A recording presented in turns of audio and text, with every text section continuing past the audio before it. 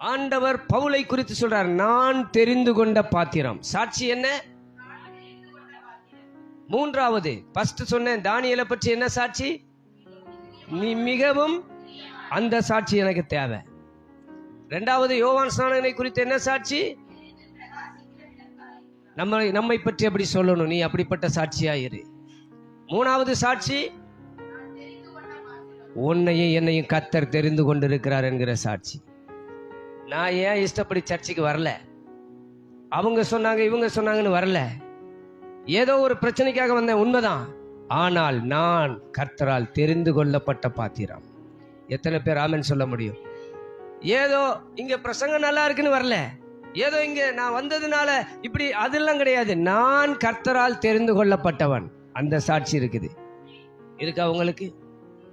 உங்களால் தைரியமா சொல்ல முடியுமா? நான் கர்த்தரால் தெரிந்து கொள்ளப்பட்டவன்.